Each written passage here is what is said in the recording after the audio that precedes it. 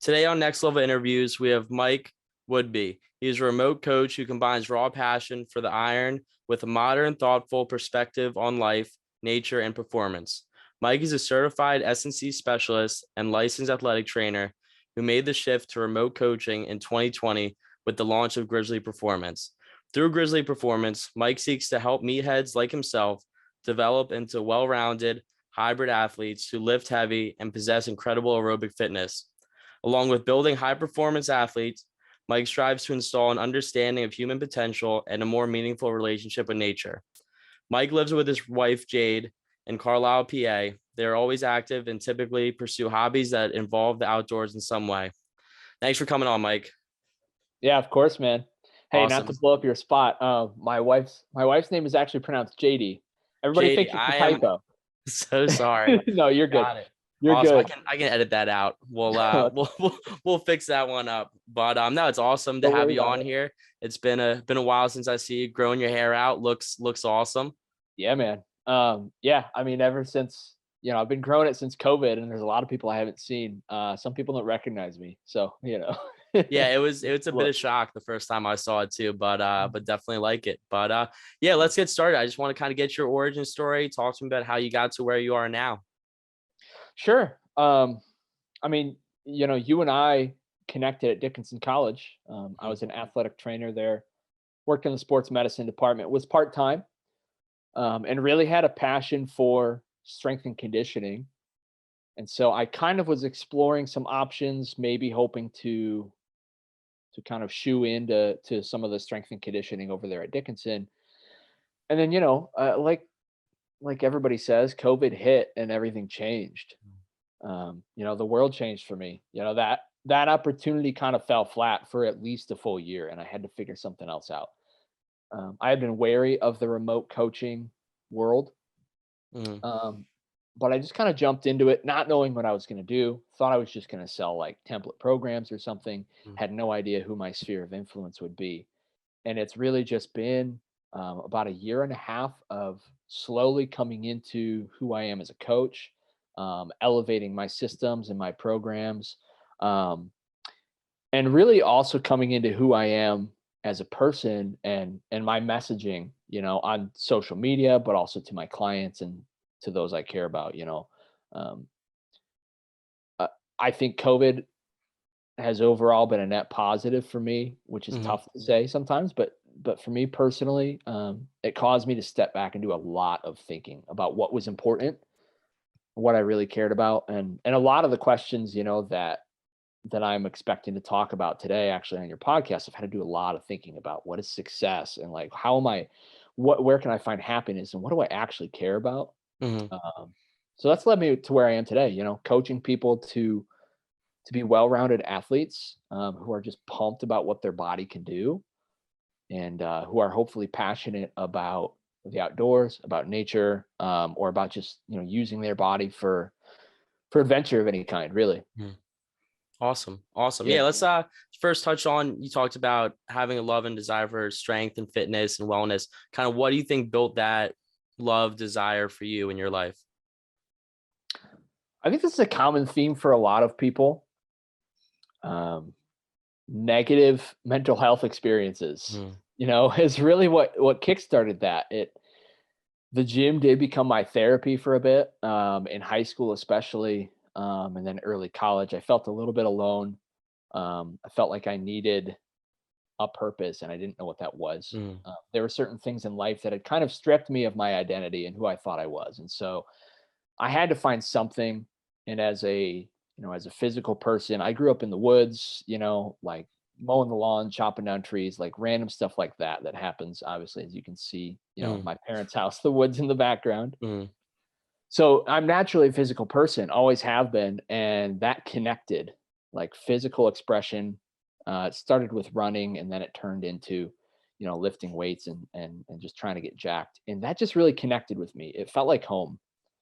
And so through college, I kind of developed a passion for that and was introduced to some awesome people, Nate Nestor and Adam Richmond, who Mhm. Yep. from Dickinson. Those Great guys guys. are strength and conditioning geniuses, and their knowledge. that they were, investing in me really changed the game for me as far as what my exercise looked like, what my performance looked like.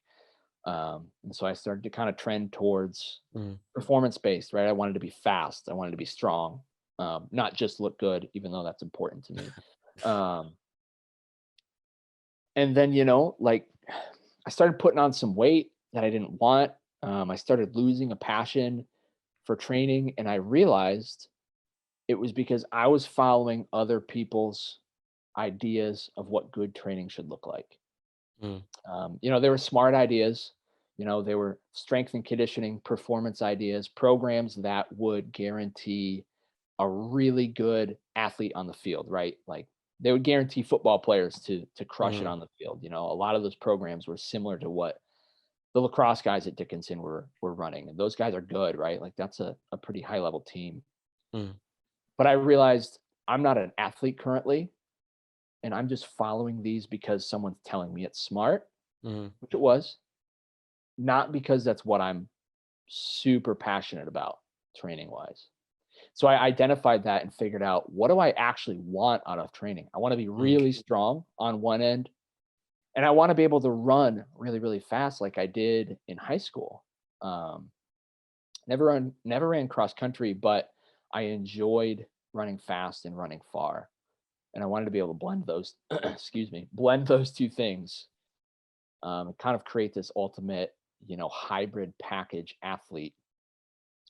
Um, and then, with COVID, I got to explore. I really started to explore nature and Mm. connect with nature, and that hybrid training model integrated really well with my passions. To be out in nature for long periods of time, to be able to hike mountains and have zero issues conditioning wise, Mm. to feel just like physically, almost like physically transcendent, above everything that I wanted to do. It was like I Mm. can accomplish any adventure. I'm physically ready for anything, and I feel like I'm ready to immerse myself in adventurous experiences because of how I've built my body. So I'm striving to integrate that into my purpose for fitness as well. Wow, that's awesome. That's extremely interesting. And I think one of the things you talked about, which is something we talk here on Next Level a lot, is purpose and finding your identity, finding your purpose. I know personally for myself, after college, graduating with COVID and always being a collegiate athlete, a football player, a student, a business student. After COVID hit, not ending up in the job that I wanted at first, I kind of couldn't find my identity and struggled to find who I was and a purpose. So that's something that I'd focused on a lot and hope to help others find. So, really, how did you kind of find that identity again? And then have you found your purpose? What do you have a purpose statement that you live by, your companies by, or how do you look at purpose? Yeah, that's an in-depth question, my friend. I love it. It's a valuable one to be able to answer. Um, I think I had a very similar experience where, I just, after graduating college, and a few other things, your identity, your life schedule, and the purpose of your life is no longer planned out for you by someone Mhm. else, right? There's no class schedule to go to. There's no assignments to complete. Um, your life is kind of yours to make of it as you will, and that's hard for people, because a lot of us haven't had to do that. So I struggled with that, man. I struggled with that because, initially my career, although I enjoyed sports medicine, it wasn't exactly what I had envisioned it would be. And just elements of the long evening hours and weekends stripped away a lot of my time to, invest in my relationship with my wife, Mm. invest in things that I enjoyed. I was sitting at home during the day, not being able to go really explore and do anything with anyone because I'm one of few people that's not working during the day, Mm. right? So that Mm. kind of strips your ability to to go out in nature with my wife, Mm, or, go climb, or, go do other things like that. And I didn't have any time nights and weekends because I was working, right? So mm, I basically had let who I was fade to the background because I was just basically living the process. I felt like I had to build my career. I felt mm, like I had to work, because a strong ethic is something that's been instilled in me, and as a good thing. And I found myself having no idea who I was or what I cared about. mm, Um, right around when COVID happened, I had inklings. Right, my wife and I hiked pretty often when we got some free time. I knew that I really connected well with kind of the solitude of nature. Um, and I knew that with all of the sort of mental health things that went on in my head, one of the things that really helped me clear out was feeling insignificant, right? Feeling insignificant within kind of the vastness of like a giant forest, or mm, like, you know, um, climbing up a mountain, or hiking up a mountain, and realizing like this is here forever. This is massive. This is fantastic. My current cares and worries and the small things that I mull over day in and day out, um, kind of fade away. mm, And so I realized I need to tap into what it is that gives me drive, that helps me center myself, that helps me dial in my own mental focus. And it was really nature and physical activity. Those are the two things that like really click with me, that I really love. mm, Um, and I started to realize that my purpose is not defined by what other people tell me it should be, right?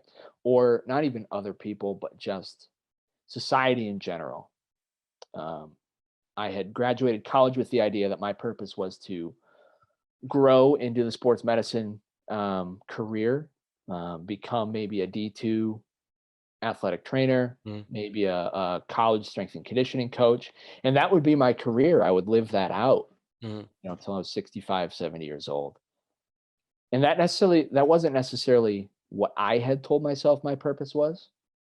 That's what I had been communicated to through college. mm, And it's a good career path, no doubt, but it wasn't actually true to who I was. mhm, And so I was forced to face up to that I had spent, 2.5 years pursuing that without investing in who I felt I was and where I felt I could really make an impact. So I had to face up to that. And honestly, I went to therapy because I couldn't I couldn't really figure it out yeah, at times. It was tough. Um, and so I just had to do a lot of thinking, and came to the conclusion that the more authentic I am to what I love and the passions that I love, the more I can have a significant impact on the people who are closest to me, the people who I form close relationships with. And that's what I feel like my purpose is. I'm not a great mass influencer. I mm, mean, I have a small following on social media, but I don't feel like I try to influence on a large scale. mm, I feel like I do my best on a one-on-one basis with my clients, or with my friends, or with people like you, who I'm talking mm, to you one-on-one, and our message is just being communicated, but it's mm, authentic, yeah, nothing scripted, right? I feel like that's where I'm strong, right? That's mm, where my purpose comes through, is I can communicate authentically what I'm passionate about, and people can identify with that.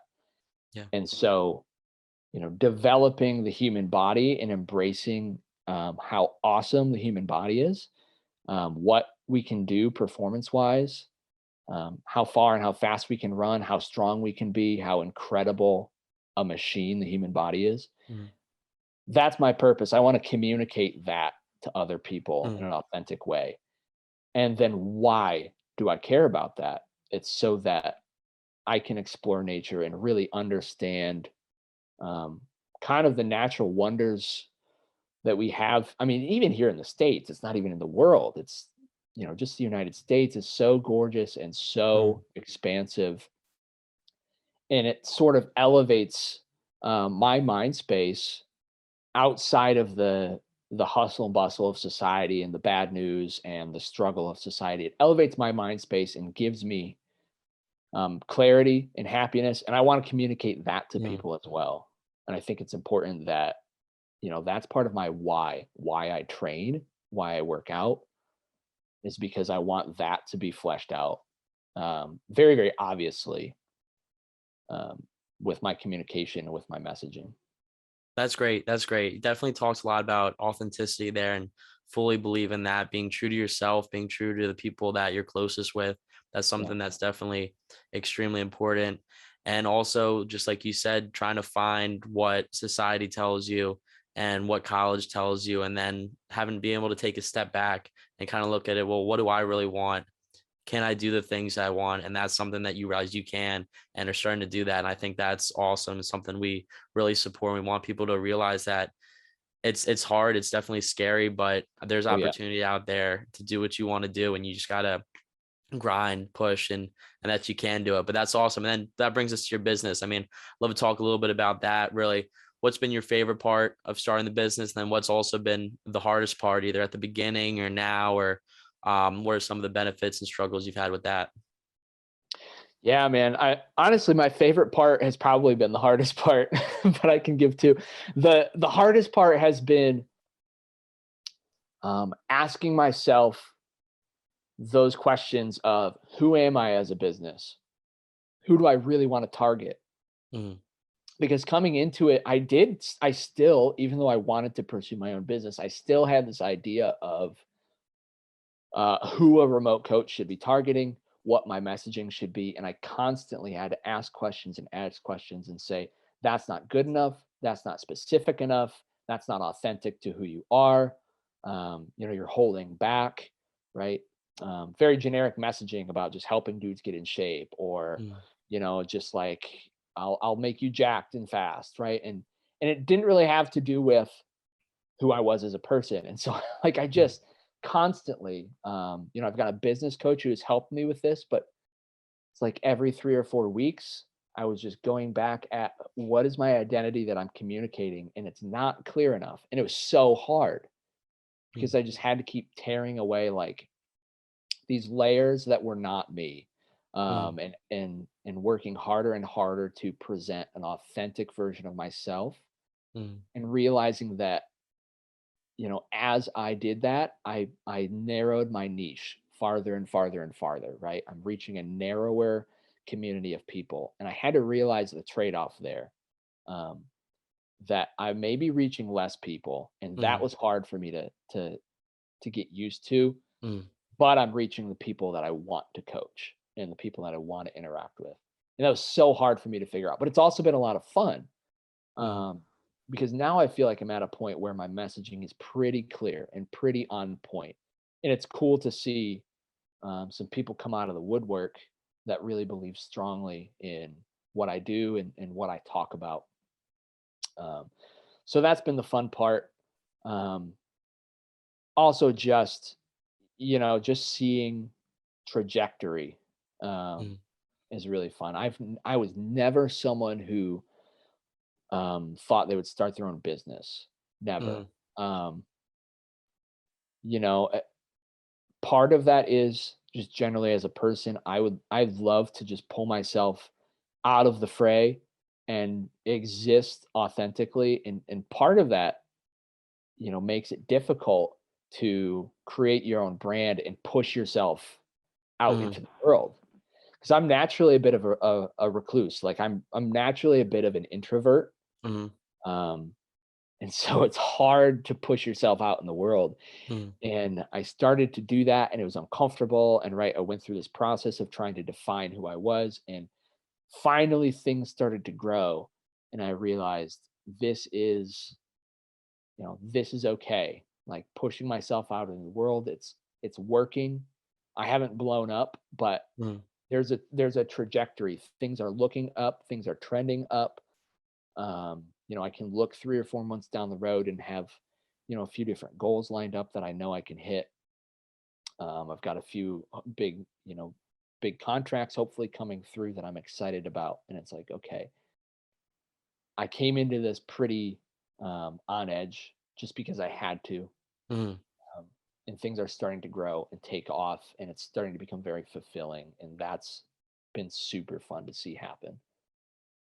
That's awesome. That's great. Extremely Yeah. happy for you and love the fact you said that it's been fulfilling and that you feel that Yeah. fulfillment. And that's something that's amazing to be able to achieve in life. So that's Yeah. awesome, man. Yeah. Um, I appreciate it. Awesome. Yeah, one thing I want to talk about is you talk a lot too about pushing the limits, and that's something also I think I really believe in and our company believes in is that there aren't as many limits as people believe in life and everything within Olympics. Times are always being beaten, people are always getting faster. Same with lifting, same with technology. There's always new technology, new medicine being invented. So people put limits on things where there aren't really limits. So just talk about what pushing the limits means to you and breaking those limits. Yeah, pushing the limits. I mean, I think it's just thinking outside the box for one, um, but also not going into it feeling like you're going to be slowed down by the natural Mhm. limits of things, right? There's there's multiple examples, but I think the Roger Bannister's 4 minute mile is one Mhm. where everyone thought the 4 minute mile was the ceiling. Mhm. And so nobody broke the 4 minute mile. And then Mhm. one person did, and they realized I'm not held down by that ceiling anymore. Mhm. And several people came after and broke it. Or same thing, I think it was the 1,100 pound deadlift, or maybe the 1,000 pound. I don't know Mhm. which. I think it was 1,100 pound that was recent. Nobody thought it could happen, and then someone did it, and then Mhm. within another year, someone else did, and it became this thing of like, okay, the ceiling is lifted, like the limits are now like the cap we thought was there is no longer there. And so everyone's deadlift has started being Uh-huh. elevated because it's like that natural ceiling isn't there. So I don't have Mhm. the excuse to say, oh, like I personally don't have the excuse to say like low 500s is good, because it's like Mhm. there's dudes that are 20 pounds heavier than me that are pulling 900 pounds. Like I can't just settle and say this is solid. I got to Yeah. keep pushing this, right?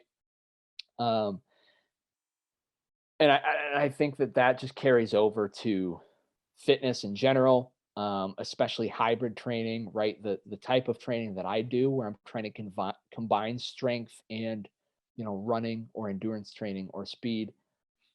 There's not a lot of people that have done this. It's a growing community, and there's a few people who have set some awesome milestones, like the 500-pound squat with the 5 minute mile in the same day. Um, or a 600 kilo powerlifting total with I think it was a 6 hour ultra marathon. Those things are crazy, but it's new. Mhm. And there's this whole world of hybrid feats coming out that nobody has ever thought about doing before, because the narrative has always been you can't be strong and a super skilled endurance Mhm. athlete at the same time. Mhm. And that's been applied, I think, beyond the scope of what's actually true. Sure, you're not going to be deadlifting 1,000 pounds and running a 5 minute mile, Mhm. but you can certainly deadlift more than 99% of people in the world and run faster than 99% of the world at the Mhm. same time. That's certainly possible. You will not be top five in both, Mhm. but you can absolutely crush both and push your own personal limits in both and consistently get better, through kind of your prime, your prime of physical performance. You can consistently get better in both. And that's been squashed, and it's starting to be opened up, and people are realizing, okay, like I can be really strong and really fit at the same time. And I'm not just stuck to this box of bodybuilding or powerlifting or Mhm. endurance, right? We can blend this stuff effectively, Yeah. which is Agree. awesome. Agree 100%.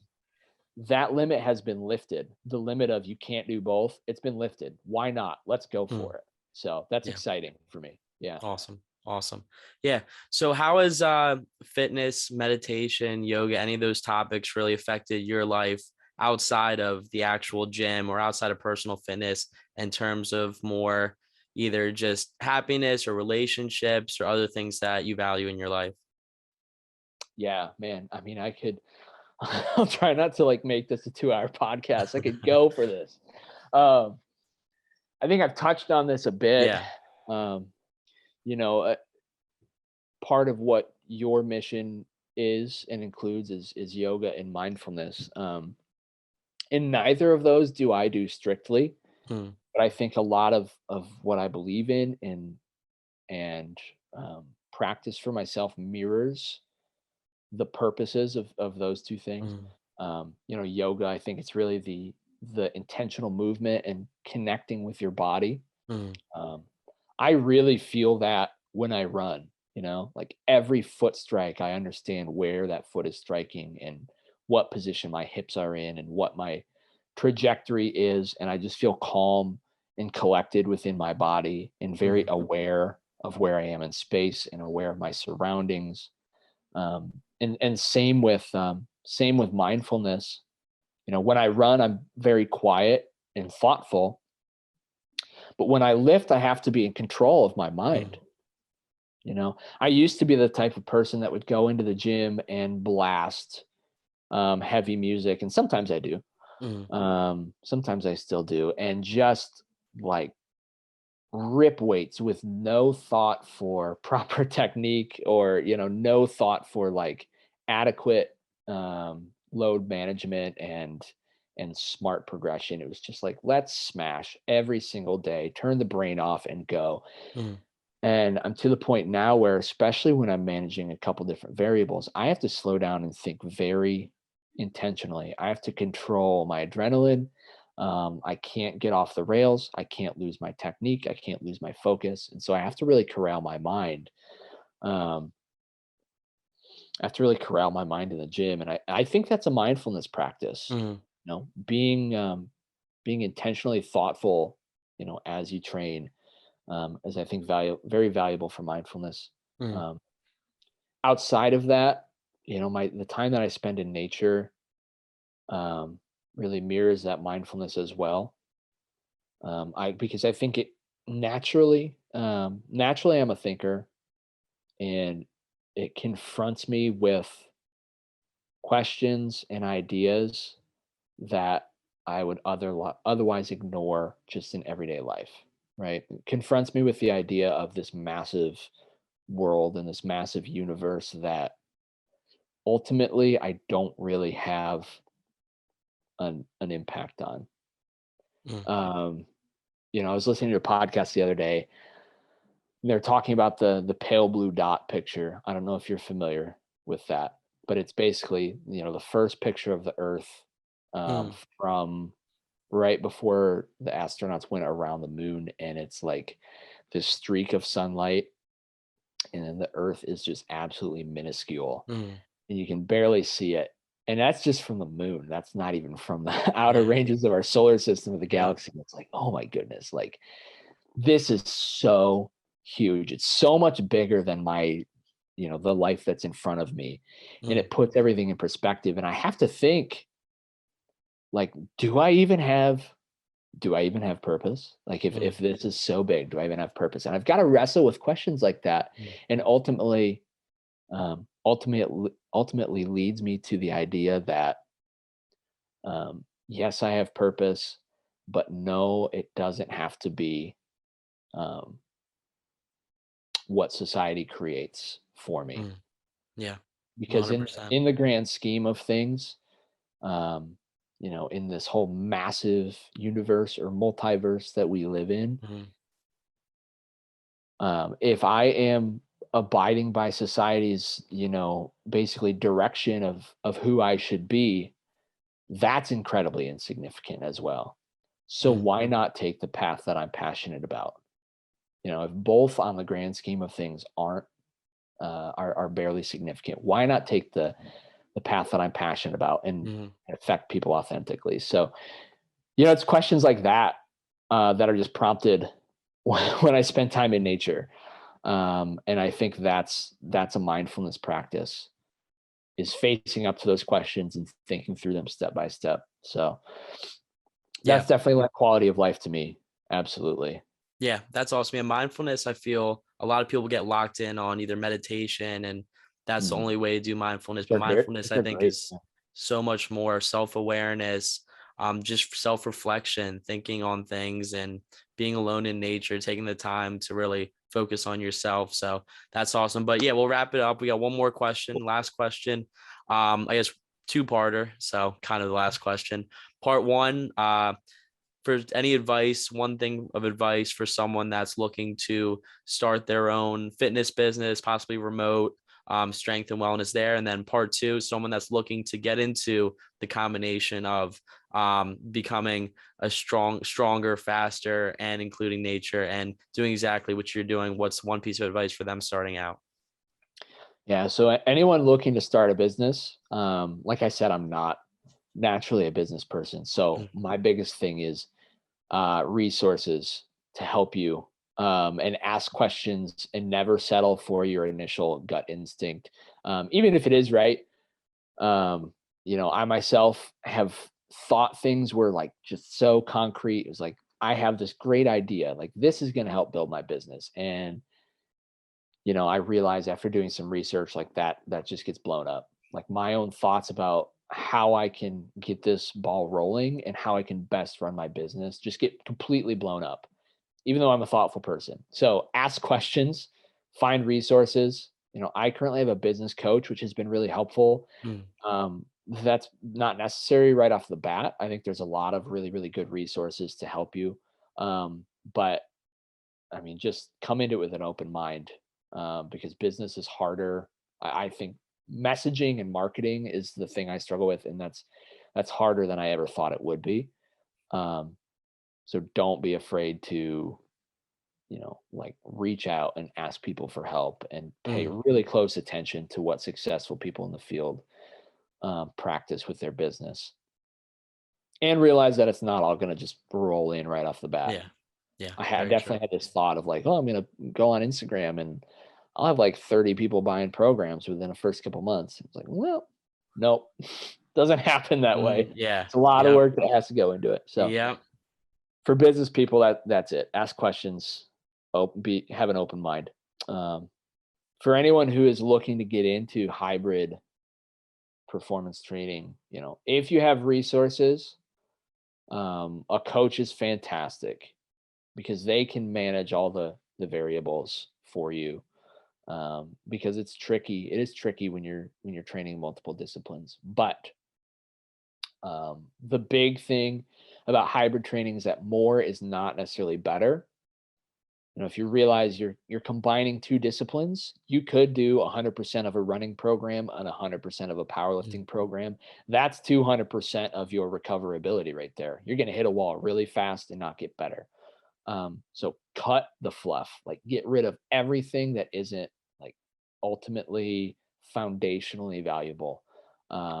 Start small, start minimal. Don't start with a lot of mileage. Don't start with a ton of lifting volume. Start small and see that the increases happen, see the gains happen before you start to add, any kind of volume. mm. Just make sure you start somewhere that you can recover from before beginning to progress. Because it can get tricky. You can really run yourself into a wall if you're not paying close attention. Awesome. So, Awesome. yeah, Thanks, man. That was great. I mean, we got yeah, of deep course. there at some parts, and definitely think that our viewers will learn a lot and take a lot from our conversation. So I really appreciate it. Again, that was Mike from Grizzly Performance. Want to drop your socials real quick for everyone? Check them out. Yeah, I'm really just on Instagram, and it's at grizzlyperformance.gp. Awesome. Thanks, man. Best of luck and look forward to talking soon. All right, thanks, man.